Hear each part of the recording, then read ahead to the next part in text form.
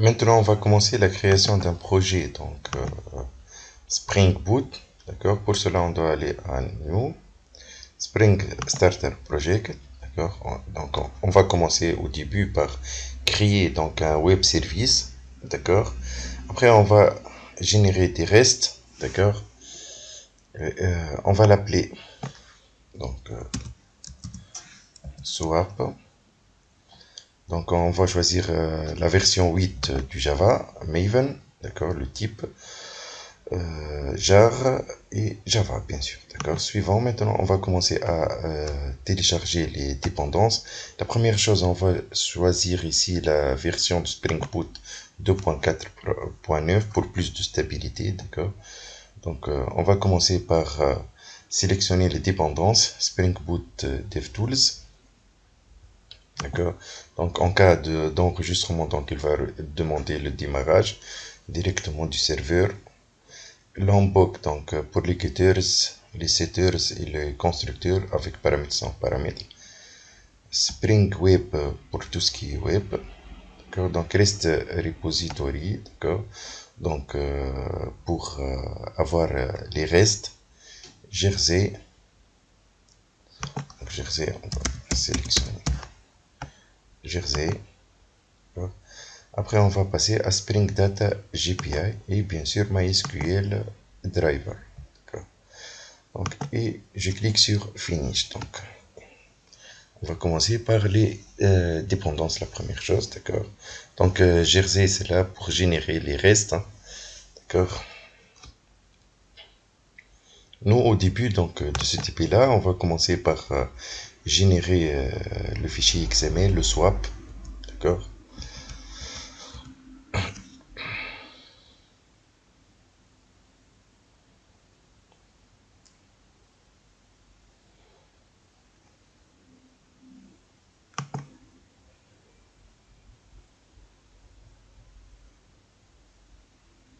Une fois le téléchargement des dépendances est terminé, donc on pourra commencer à créer la première chose, l'entité.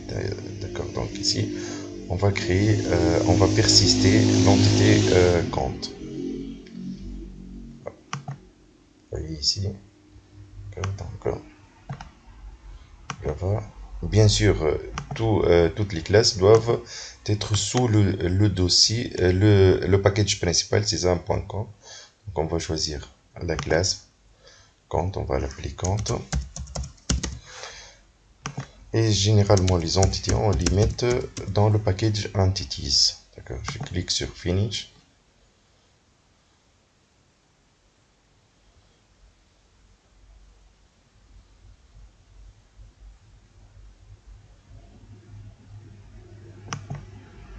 Maintenant, je vais sélectionner les bibliothèques comme donc les bibliothèques. Directement copie.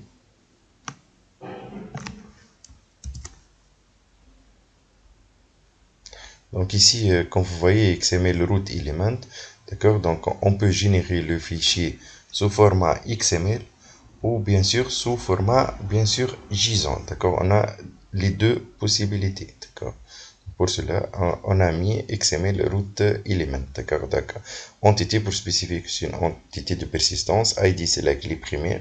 Generated value pour spécifier que euh, euh, c'est un compteur, c'est auto-increment, d'accord, donc il s'incrémente seul, le code. Le solde, c'est le montant. Et ici, la date, d'accord, donc pour la date, on doit mettre donc la notation temporelle. Et une fois on a créé l'entité compte, on va passer à créer l'interface compte repository, d'accord, donc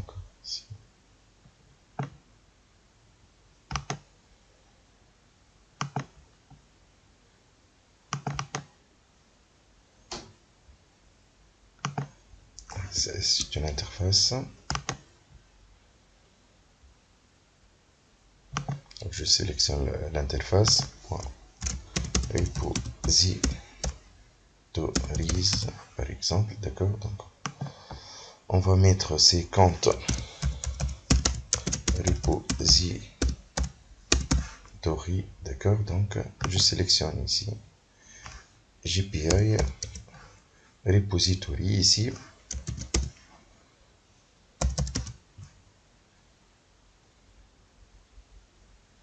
GPI repository, d'accord.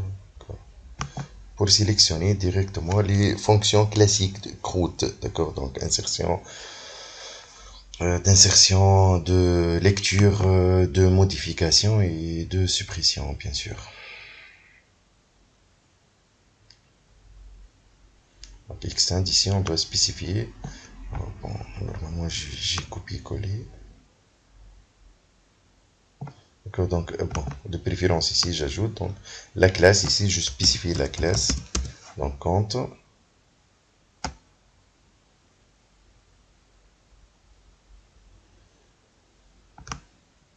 Ici c'est le type de la clé primaire, donc c'est langue. Sésame. Ça va, ok. On vient donc de créer l'interface compte repository. Maintenant on va passer au application properties. Donc fichier de configuration, on va travailler sur le port 8086. Donc pour cela on doit aller ici à ressources, application.properties,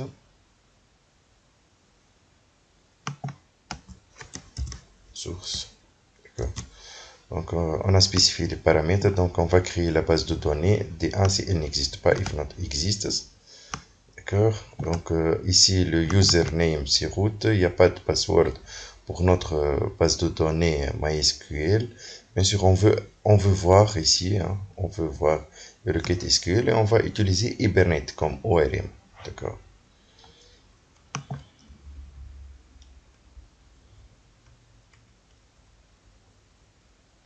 Maintenant on va passer à la création du web service. D'accord, donc clic droit ici, la classe.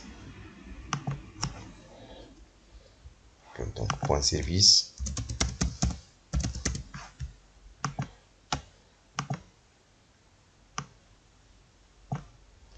Donc compte swap web service. D'accord, donc je clique sur finish. Donc je vais copier directement. Donc les bibliothèques et tout, d'accord. Donc on va ici.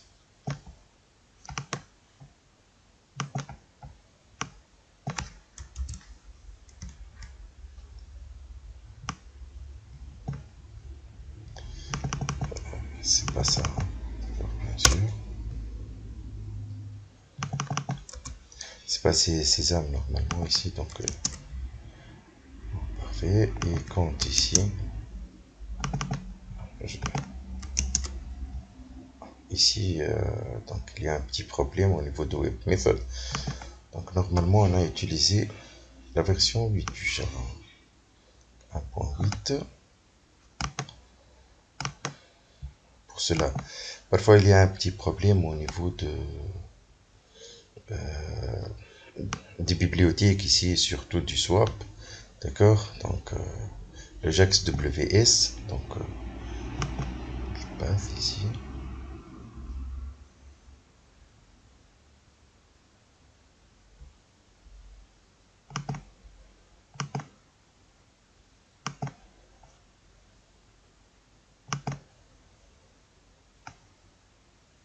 Comme vous voyez ici, ça doit être donc 1.8 et JDK aussi 1.8. D'accord, donc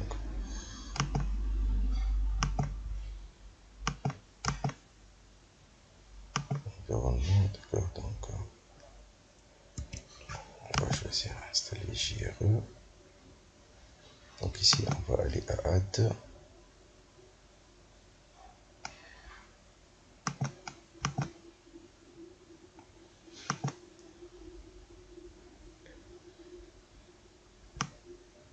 Donc normalement c'est deux points. Programs Java,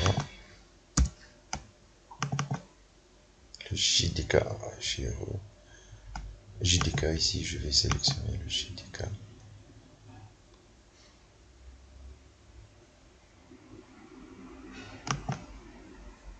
Donc ici, je choisis JDK 1.8, je clique sur Finish. Et maintenant, on vérifie, bien sûr.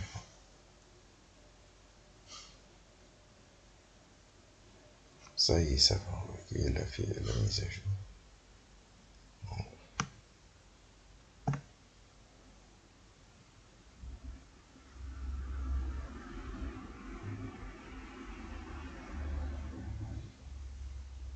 13%. Donc ici, de toute façon, c'est le web service, d'accord? Donc il y a les opérations. Donc si on veut afficher tous les comptes, si on veut afficher un seul compte, bien sûr, si on veut effectuer l'opération de save, update et delete. Bien sûr, on va les tester par la suite au niveau de notre swap UI. D'accord. Donc pour cela, je vais démarrer swap UI.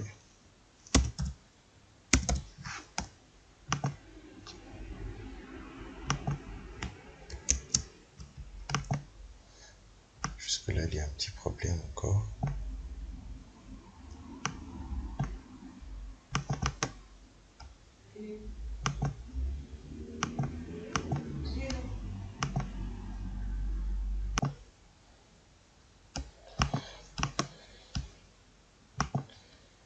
Ici, normalement, je l'ai changé.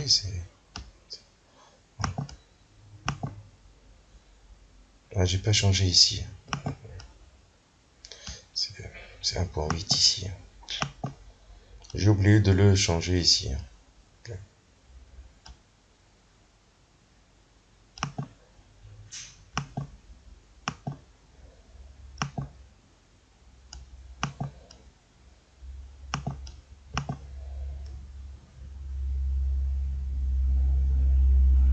Ok, non, ça va.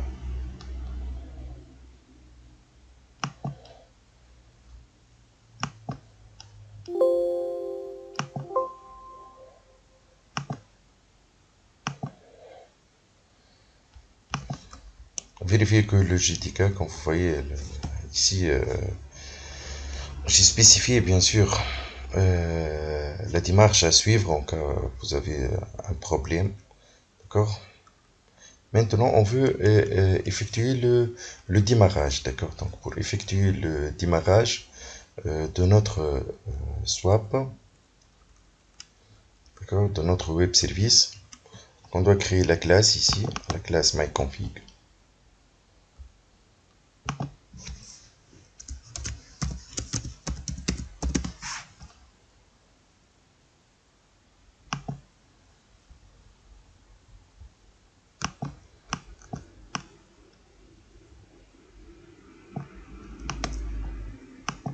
Copier, donc je vais copier.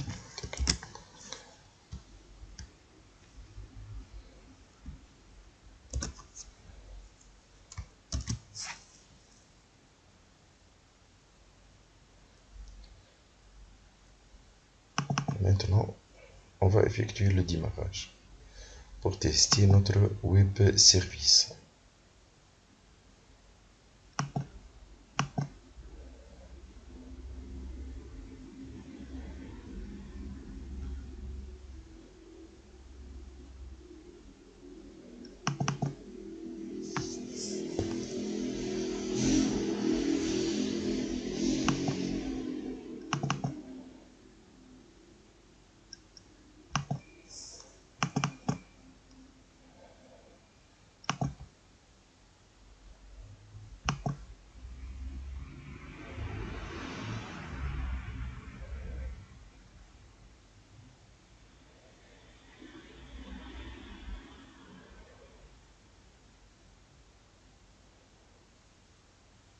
Donc la première chose avec l'ORM Ethernet, il y a eu la création de la table. Le web service est déployé maintenant. Donc on peut tester notre web service. Bon, initialement il est vide bien sûr, d'accord. Donc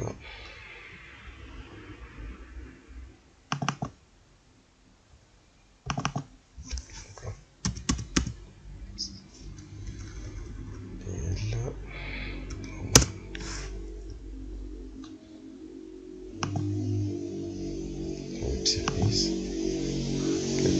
ici c'est vide. D'accord, donc comme vous voyez ici, le fichier WSDL donc, qui décrit le web service.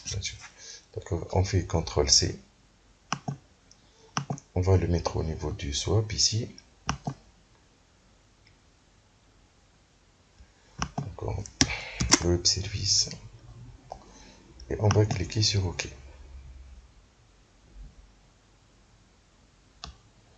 Donc la première chose, on va effectuer une opération de save. Donc, on va enregistrer parce qu'initialement il est vide. Si vous remarquez ici, si je clique sur requête 1, d'accord, donc initialement c'est vide, il n'y a rien.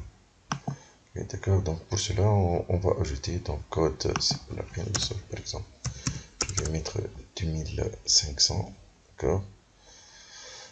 Donc pour la date, bon c'est pas grave, ok. Donc je vais cliquer sur play, on va voir. D'accord, comme vous voyez, donc c'est un. Par exemple, on va ajouter un autre. Par exemple 3200. Après 2700, d'accord. Donc ça y est. Par exemple, get one. Si je fais la requête, donc je spécifie ici le ID par exemple 2. Il va nous donner d'accord, donc le compte 2, il a le solde donc 3200. Ici requête, donc il va afficher tout. D'accord, donc tous les comptes comme vous voyez ici, par exemple ici delete. Si on veut supprimer, d'accord, donc un compte. Donc vous voyez par exemple, je veux supprimer le 1. Je clique sur OK. Normalement maintenant, si on revient ici, à supprimer le 1, normalement on doit trouver, lorsque j'exécute de nouveau, donc, je trouve le 2 et 3. Donc une fois on a déployé le web service, on va créer un client. Pour cela on doit aller à un client web service, d'accord, donc Java Project. Client web service. Je clique sur Finish. Dans SRC, je vais aller à New, Other. Je vais choisir Web Service Client. Donc Next. Ici, donc service destination, je dois mettre l'URL. D'accord, le WSDL. D'accord. Donc je reviens ici, service destination. Et je clique sur Finish. En SRC, donc il va créer césar.com.service qui contient, nous on va travailler avec la classe compte swap WS proxy qui contient les différentes méthodes. Pour cela, donc on va aller à New. Donc classe, par exemple client web service, on va mettre donc métier, d'accord. Je reviens ici, donc je vais copier.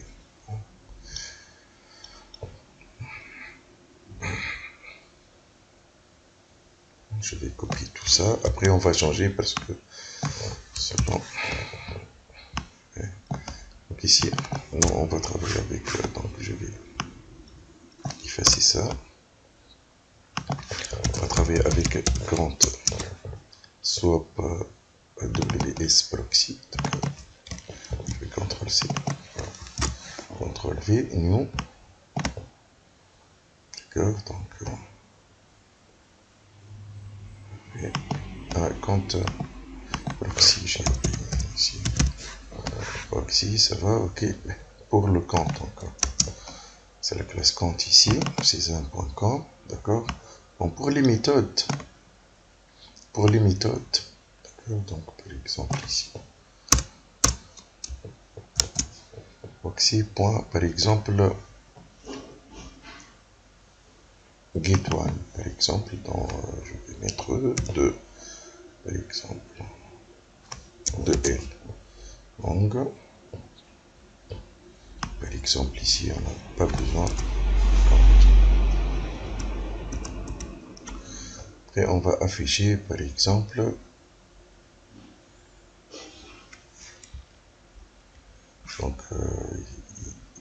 ici,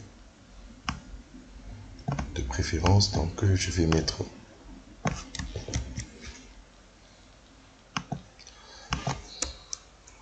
pas système.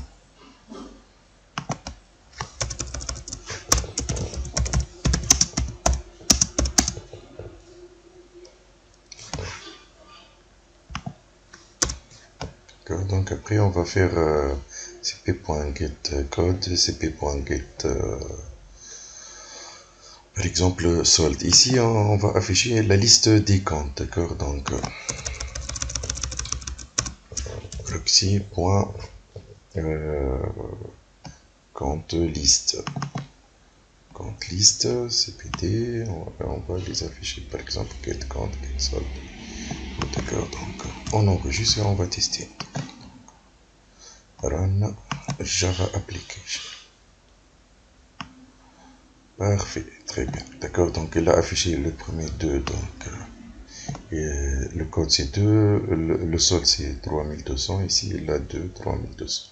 3, la liste des comptes, 4, il a 2706, je change ça par 4, d'accord. On exécute de nouveau. D'accord, donc 4, 2800. Ça c'est je déploie le web service en utilisant Java. Maintenant on va tester en utilisant Visual Studio, d'accord.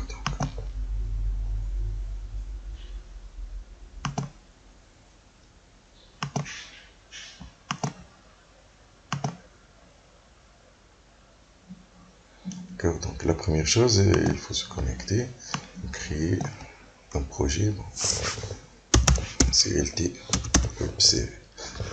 ah, je me suis trompé, créer un projet.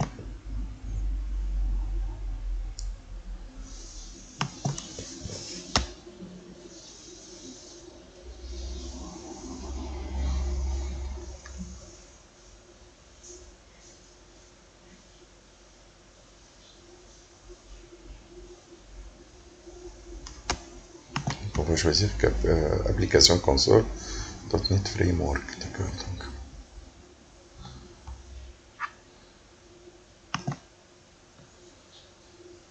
c'est là, d'accord. Donc suivant.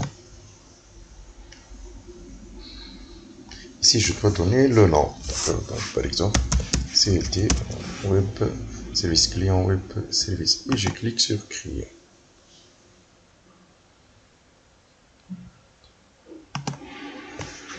D'accord, donc les étapes ici, donc clic droit sur référence, d'accord, donc ajouter un référence service, et ainsi de suite. Donc, on nous a dit ici, clic droit pour suivre les étapes, d'accord, donc c'est sur référence. Ajouter la référence et dans laquelle on va mettre l'URL du web service. Donc, je fais CTRL-C. Je fais CTRL-V, d'accord. Je clique sur OK.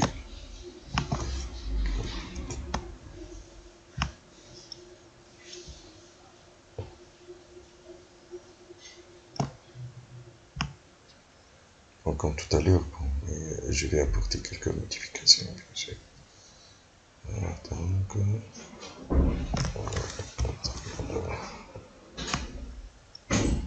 okay, donc,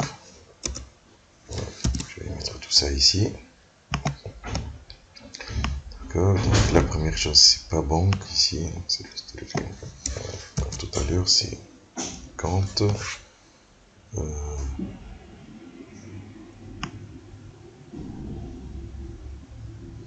D'accord, donc compte WS ici, d'accord.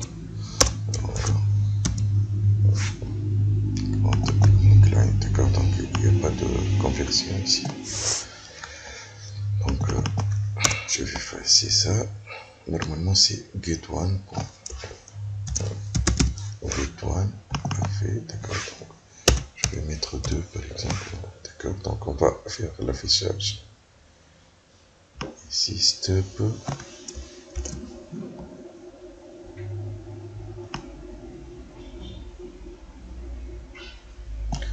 compte liste. D'accord, donc step.compte liste.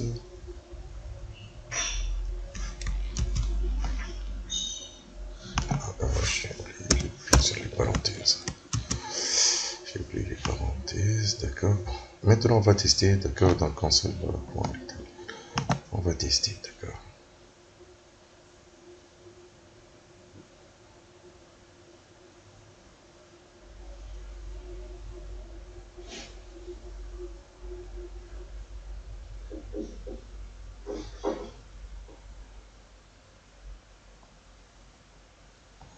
Donc il doit nous afficher la première chose, donc le 2.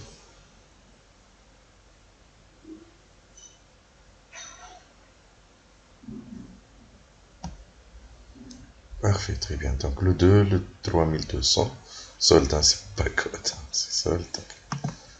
Code, c'est solde ici. D'accord, si je change par 4, par exemple ici. D'accord, donc